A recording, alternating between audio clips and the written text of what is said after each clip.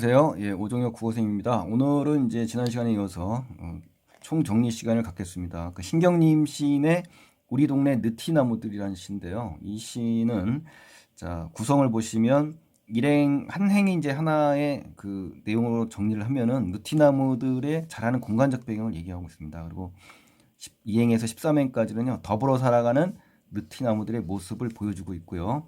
그다음 세 번째로 14에서 30행까지는요, 삶의 지혜를 함께 나누는, 공유하는 느티나무들의 모습을 볼 수가 있습니다, 여러분. 자, 핵심 정리해보면 주제는 이제 공생과 나눔을 바탕으로 하고 있고요. 공동체적 삶의 아름다움을 보여주고 있습니다. 그래서 더불어 살아가는 공동체적 삶의 자세를 볼 수가 있는 거죠. 제재는 뭐 제목 그대로고요. 시적 화자를 보시면 화자가 겉으로 드러나 있지 않습니다, 여러분. 그리고 느티나무들의 생태를 지켜보는 관찰자 입장에서 바라본다는 거, 화자가. 또 대상에 대해서 굉장히 긍정적이고, 그렇죠? 느티나무에 대해서 관조적인 태도를 봅니다. 그래서 느티나무들이 서로 의지하고 있고요. 그런 살아가는 모습을 긍정적인 시선으로 차분하게 바라보는 겁니다. 이게 관조예요, 여러분. 또 공동체적 가치관에 대한 지향입니다. 그래서 사람들도 느티나무들과 함께 공동체적인 삶의 태도를 가지기를 바라는 소망이 담겨 있습니다, 여러분. 그래서 공동체적 삶의 태도가 이 시에서는 가장 중요한 것 같아요, 여러분. 자, 이렇게 정리를 잘 하시고요. 또 성격은 이제 서정적이면서도 비우고 감각적인 시입니다, 여러분. 상징적인 시어들을 이제 살펴보시면 느티나무들이라는 건 뭡니까? 더불어 살아가는 민중의 모습을 드러낸 시어예요, 여러분. 아셨죠?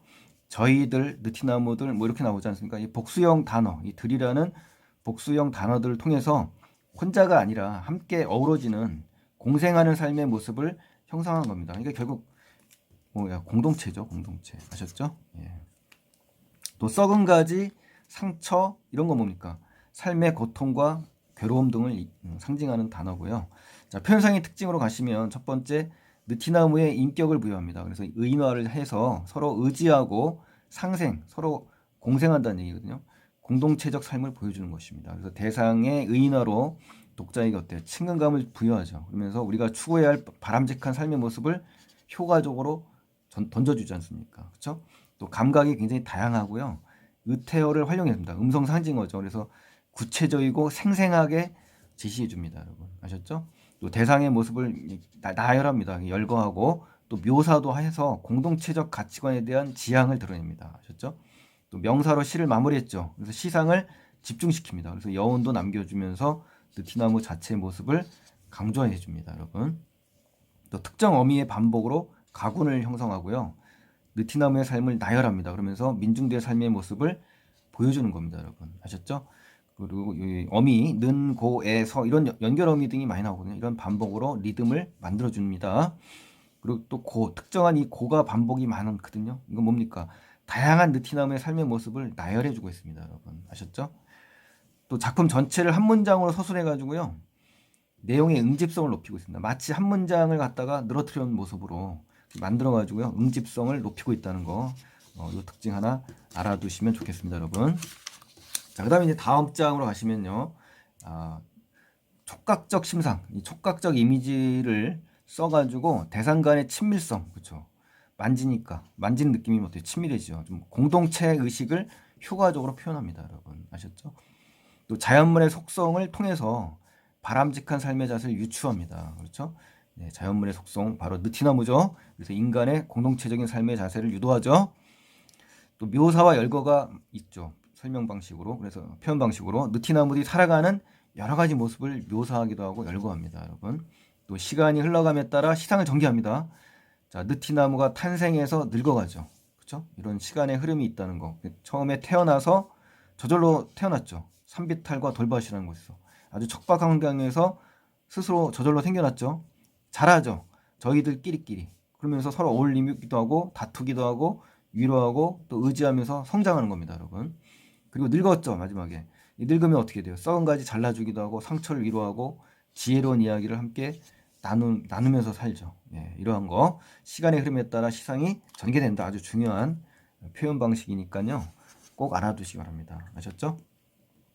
또 시와 19를 보시면 산비 아래 돌밭에 저절로 나서라는 말은 느티나무들은 험하고 거친 곳에서 태어나는 겁니다. 그래서 산비 아래 돌밭은 척박한 환경이라는 거죠. 그리고 저절로라는 것은 스스로 도움 없이 자란다는 겁니다. 또 이 태어나서 할 때 이 나서는 느티나무의 탄생을 의미하는 것이고요. 산비알은 산비탈의 방언 사투리입니다, 여러분. 또 저희들끼리 자란다 이 말은 뭡니까? 자기들끼리 조화롭게 어울리면서 함께 공생한다는 거죠. 느티나무가 성장한다는 걸 의미하는 것이고요. 또 제재발거리고 떠들어 쌓고라는 것은 청각적 이미지가 강하고요. 수다를 떠는 느티나무의 활기찬 모습을 갖다가 어떻게 합니까? 비유한 거죠. 의인법을 써서. 또 밀고 당기고 밀당을 한 거죠. 간지럼질도 시키고. 그러니까 촉각적인 이미지가 드러나고요. 장난치고 서로 부대끼고 어울리는 모습이에요. 아셨죠? 그걸 형상화한 부분이라는 거 좀 아시고요. 또 시세우고 토라지고 다투고 다투지만 또 갈등하는 모습 보이는 거죠. 그러니까 시드님이 생기면 서로 떼어주죠. 이거 뭡니까? 서로 보살피는 모습이죠. 시드님이란 건 우리 삶으로 말하면 좌절된 모습이죠. 그렇죠? 또 아픈 곳은 만져주죠. 촉각적 만져준다는 건 촉각적 심상이고요. 서로 위로한다는 뜻이에요. 끌어안기도 하고 기대기도 한다. 서로 포용하기도 하고 의지하는 모습을 형상화한 구절입니다. 그리고 연결어미 고가 많죠. 여기서 고고 반복적으로 사용하면서 느티나무에 더불어 사는 다양한 생활 모습 이것을 나열한 겁니다. 그래서 리듬도 주고 느티나무의 생태를 통해서 민중의 삶을 드러내는 겁니다. 아셨죠? 그래서 여기서 다양한 느티나무의 다양한 생활 모습을 열거하면서 리듬도 주고 민중의 삶을 형상화 부분이다라는 거 꼭 아시기 바랍니다. 이제 늙었어요. 이제 나서 자라고 이제 늙었어요. 그래서 동무나무 썩은 가지가 나오겠죠. 그 썩은 가지는 뭡니까? 병든 곳이에요. 그리고 삶의 아픔과 고통을 의미하는 겁니다. 그럴 때 어때요? 슬쩍 잘라주기도 하죠. 그러니까 치유해 주는 거죠. 보살피는 거죠. 위로해 주는 겁니다, 여러분. 또 세월에 곪고 터진 상처가 나죠. 고통스럽고 굉장히 괴로운 거잖아요. 그 상처, 삶의 아픔과 괴로움, 즉 시련과 고난을 의미하는 거죠. 그럴 때 어떻게 해요? 긴 혀로 핥아주기도 한다. 즉 보살피고 위로하는 모습입니다, 여러분. 그리고 열매보다 아름다운 이야기다. 열매보다 아름답다는 얘기는 뭐예요? 더불어 살아가는 그 공동체의 그 이야기들, 공동체의 삶의 모습들 이런 것이 바로 아름다운 이야기가 되겠죠. 좋은 것을 서로 나누고 또 삶의 지혜 등도 서로 함께 공유하고 뭐 이런 것들이죠. 또 머리와 어깨, 다리, 가지, 줄기 주렁주렁 달았다 이 말이에요. 주렁주렁은 일단 의태어고요. 열매를 달고 있다는 것은 뭡니까? 이야기들을 달고 있다는 거예요. 어떤 이야기? 삶의 이야기. 아셨죠? 그래서 이야기들을 구체적으로 형상화한 부분이다라는 거 아시고요. 또 15번째 별 많은 밤, 별빛이 환한 밤입니다. 그래서 아름다운 시간이고요. 환상적이면서도 어때요? 푸근한 느낌을 주는 배경들이죠. 그래서 그것들이라고 하는 것은 아름다운 이야기들을 의미하는 거고요. 즉 여기서 나오는 보조관념 열매들인 거죠. 열매들. 또 하나하나 떼어 온 고을에 뿌린다. 그렇죠. 이런 아름다운 이야기를 뿌린다는 얘기는 공동체의 이야기들을 서로 나누고 공유한다는 겁니다. 이렇게 좋은 것들을 서로 나누는 거죠. 혼자만 아는 게 아니라. 우리 동네 늙은 느티나무들 뭡니까? 명사형 종결 어미로 끝났죠. 그래서 어떤 효과가 준다? 시상을 집중하는 효과, 또 여운을 남기는 효과. 여기서 우리 동네는 뭡니까? 평범한 민중의 삶을 상징하는 겁니다, 여러분. 그리고 늙은 느티나무들은 오랜 시간을 함께 살아온 공동체 삶의 모습을 형상화한 겁니다, 여러분. 그래서 이 늙은 느티나무들의 상징적인 모습 반드시 알아두세요. 오랜 시간 함께 살아온 보다 공동체적 삶의 모습이다라는 거 아셨죠? 예. 자, 그다음에 이제 다음 작품으로 가시면요. 고재종 시인의 들길에서 마을로라는 시입니다. 그래서 이 시에서는 전체적으로 보면 이제 날이 저물었어요. 그래서 들길의 풍경을 막 묘사합니다. 그리고 전원적이고 토속적인 정치를 막 표현하고요. 단순히 들길이 저물고 있다는 시간적 배경을 알려주는 것에서 벗어납니다. 그래서 망쳤것들이 막 흔들리는 모습, 그리고 해가 점 속에 사라지는 모습 등을 하나하나 세심하게 묘사합니다. 그래서 마치 실제 그 광경을 보고 있는 것 같아요. 생생하죠. 또 농촌 마을의 풍경도 마찬가지예요. 삽을 씻는 노인 나오고 벼들의 모습 나오죠. 그리고 또랑물이 막 흘러가죠. 그 소리까지 아주 생생한 감각적 이미지를 써가지고요. 농촌의 저녁을 효과적으로 제시하는 그런 시입니다, 여러분. 아셨죠? 자, 구성을 보면은 해걸음 잘한다. 여기까지 인위적으로 잘라봤는데요. 망초꽃을 보며 벼들이 자라는 생명력을 느낍니다. 그리고 이때쯤에서 푸르러진다까지는 삽을 씻는 노인을 보고 쨍쨍한 내일을 예상하는 겁니다. 그리고 이쯤에서 고즈넉하겠다라는 것은 마을 쪽 몇몇 집에서 피어오르는 연기를 보면서 뿌듯함을 느끼는 거고요. 길은 푸르게 밝히리라는 것은 뭡니까? 길은 어디서나 열리죠. 또 노래가 세상을 밝힐 거라고 생각하는 겁니다. 긍정적이죠. 예. 핵심 정의로 보시면은 주제는 뭡니까? 저녁 들판에서 느끼는 생명력 그리고 인생에 대한 성찰 이 두 가지를 기억하셔야 돼요. 생명력과 뭐 삶의 성찰 이 두 가지. 자, 시적 화자는 뭡니까? 화자가 겉으로 드러나 있고요. 들길에서 마을로 걸어가고 있습니다. 그래서 들판의 전경을 보면서 세상 사람들을 생각합니다. 사람들의 삶의 모습을. 또 여름철 경관에 대한 만족감도 드러나 있습니다. 그래서 들판과 마을의 전경을 바라보면서 뿌듯함을 느끼고 있습니다. 그리고 삶에 대한 성찰도 드러나 있어요. 들판의 전경을 보면서 삶에 대한 성찰로 사색의 범위가 어때요? 좀 확장되죠. 네. 또 삶에 대해서 긍정적으로 바라보고 있습니다. 화자는 사람과 어울려 조화롭게 살아가는 삶을 지향하고 있고요. 삶에 대한 희망적인 인식을 갖고 있는 화자의 모습이 드러납니다, 여러분. 또 성격은 감각적이고 서정적이고 산문적입니다, 여러분. 아셨죠? 운율, 산문적 율조를 가지고 있습니다만 군데군데 사용한 반점이 있고 온점이 있어요. 그래서 맺고 이어짐의 운율이 잘 드러났고요. 저녁 풍경의 모습을 담담히 표현합니다. 그리고 나열하는데 아주 효과적인 그 기능을 합니다. 아셨죠? 자, 그 다음에 표현상의 특징이 뭐냐? 들길에서 마을로 화자의 시선이 이동합니다. 그래서 중요하죠. 우리 신경림 시에서는 시간의 경과였습니다만은 여기서는 시선이 이동된다. 이렇게 보시면 되겠죠. 처음에 어때? 망초꽃에서 벽끝, 그다음에 노인, 그다음에 마을, 다시 들 이렇게 아셨죠? 저녁 저물녘 들길의 풍경에서 느껴지는 생명력 있죠. 이 생명력과 농촌 마을에서 느껴지는 향토적인 정취를 잘 형상화한 그런 시라고 보시면 되겠고요. 자, 이제 두 번째 페이지에 가시면 들길에서 마을로 이어지죠. 그러면서 배경 묘사가 잘 드러났고 자연의 생명력에 대한 예찬을 드러냅니다. 또 다양한 이미지가 나오고요. 그 대상을 구체적이고 생생하게 표현합니다. 그래서 들판과 농촌의 마을의 모습을 잘 드러내주고 있고 특히 시각적인 표현 어때요? 망초꽃, 벼, 불새 이런 거. 청각적인 이미지 새, 울음, 노래, 그렇죠? 후각적 이미지 향기, 그렇죠? 미각적 막걸리 한 잔 이렇게 아셨죠? 또 세상을 긍정적으로 바라봅니다. 그래서 인생에 대한 성찰을 제시하고 있고요. 현재형 시제를 씁니다. 그래서 현장감과 생동감을 획득하고 선다, 흔들린다, 맺힌다, 잘한다 이렇게 현재 시제를 썼다는 거. 마침표와 쉼표 쓰였죠. 의태어를 써서 리듬감을 줍니다. 생생감도 주고요.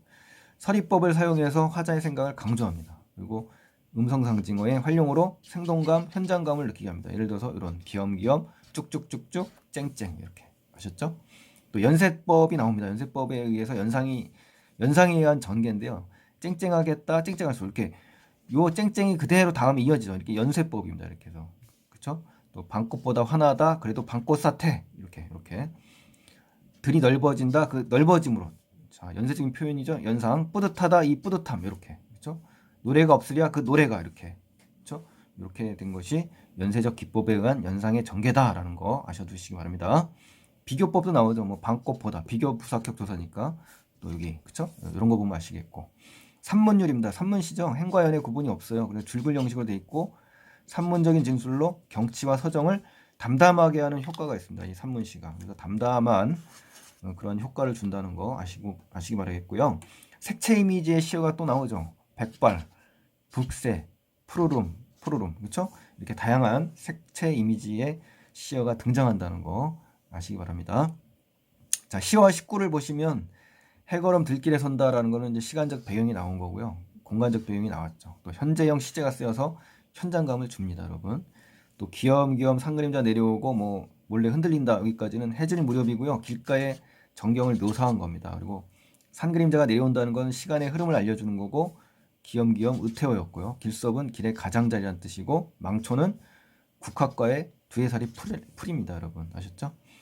또 눈물방울 같은 점점들이라는 거는 수정방울로 맺힌다 여기까지 벼에 물방울이 맺힌 모습입니다, 여러분. 그걸 묘사한 거예요, 여러분. 그래서 눈물방울은 이제 비유적인 표현인데 수정방울의 원관념은 이제 물방울 즉 이슬입니다, 이슬. 아셨죠? 예. 세상에 허투른 것은 하나도 없다라는 것은 세상 만물 중에 아무렇게나 만들어진 게 없다. 그러니까 모든 사물은 각각 뭐다 존재의 의미를 가지고 있다는 겁니다. 아셨죠?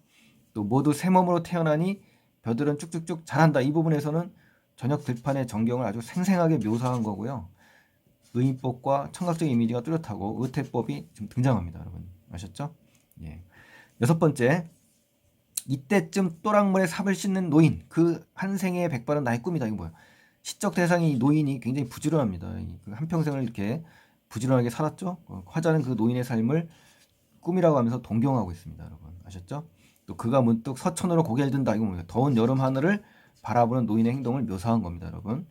또 거기 북새가 북새질을 치니 내일도 쨍쨍하겠다. 이건 뭡니까? 하늘에 저녁 노을이 붉게 물든 것을 보고 내일 날씨가 몹시 더울 것이라고 이제 추측하는 겁니다. 이 노인의 생각을 서술한 거고요. 이 북새는 노을의 사투리입니다, 여러분. 또 북새질은 뭡니까?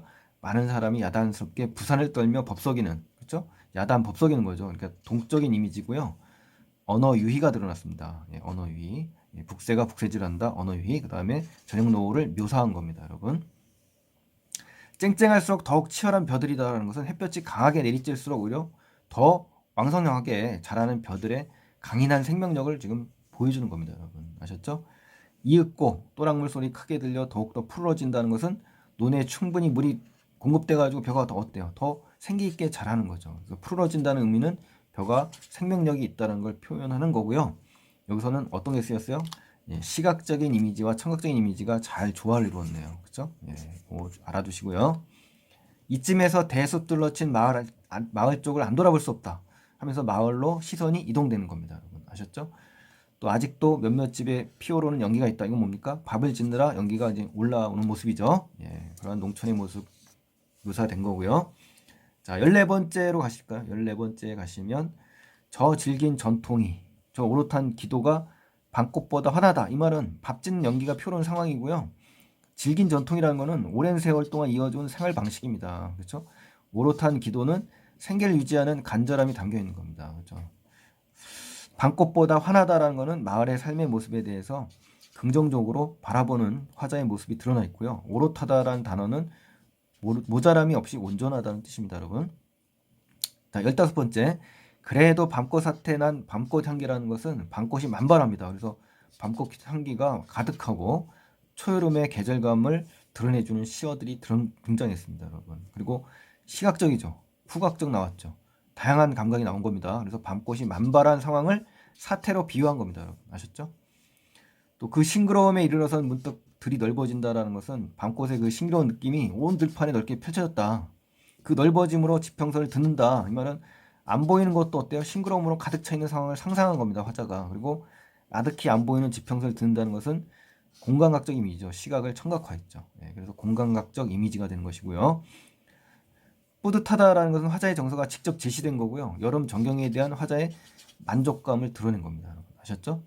이 뿌듯함은 앞 강물조차 시리게 오는 서러움이다라는 거는요. 뿌듯함을 느끼고 있는 상황에서 쑥국새의 울음소리가 들리자 화자가 서러움을 느끼고 있죠. 그러면서 화자의 정서가 직접 제시돼 있고 청각을 촉각화 시켰습니다. 그래서 연세법도 있습니다. 연세법. 예. 하지만 이제 하루 여미며 노인과 나누고 싶은 막걸리 한 잔. 여기서는 뭡니까? 하루 일과를 마치면서 노인과 여유롭게 막걸리 한 잔을 마시면서 잊고 싶어하는 화자의 소망이 담겨 있고요. 이 탁배기는 막걸리의 사투리입니다. 그래서 토독적인 정서를 유발하는 그런 시어라고 볼 수가 있고요. 그거야말로 금방 뜬 개밥바라기 별보다 고즈넉하겠다. 이 말은 막걸리를 마시는 일은 샛별을 보는 것보다 고요하고 아늑하다. 그리고 또 시간의 경과를 나타낸 것이고요. 결국 저녁 무렵 바라본 하늘의 풍경이고요. 따뜻하고 감성적인 그런 모습이 담겨 있고요. 평화롭고 아주 고즈넉하고 고요한 그런 분위기를 제시하는 겁니다, 여러분. 아셨죠? 자, 길은 어디서나 열리고 사람은 또 스스로 길이다. 이 말은 뭐예요? 삶의 여정은 다양하다. 그리고 사람마다 스스로 자신의 삶의 여정을 만들어간다. 그래서 모든 삶의 의미가 있다. 그리고 삶에 대한 성찰로 사색의 범위가 확대되고 있습니다. 그리고 서늘하고 뜨겁고 교교하다. 이 말은 뭡니까? 화자가 느끼는 다양한 느낌이고요. 교교하다라는 말은 맑고 밝다, 또 희고 깨끗하다, 매우 조용하다, 뭐 이런 뜻입니다, 여러분. 난 아직도 들에서 길엔들 노래 없으랴라는 것은요. 사람들과 함께 어울려 살아가기를 바라고 있으면서 누구나 삶의 노래를 가지고 있다는 겁니다. 그래서 선의적인 표현이 쓰였고요. 이 길은 인생을 비유하는 거고 노래는 삶의 이야기를 비유하는 겁니다, 여러분. 아셨죠? 그 노래가 세상을 푸르게 밝히리라는 말은요. 사람마다 지닌 삶의 얘기가 세상을 희망적으로 만드는 거지 않습니까? 그래서 삶에 대한 화자의 소망과 긍정적인 인식을 이야기하는 겁니다, 여러분. 아셨죠? 자, 그래서 오늘은 지난 시간에 이어서 총정리를 했습니다. 그래서 여러분 꼼꼼하게 공부를 하시고요. 학교 내신 특히 준비를 단단히 하셔서 좋은 성적 거두시기 바랍니다, 여러분. 감사합니다.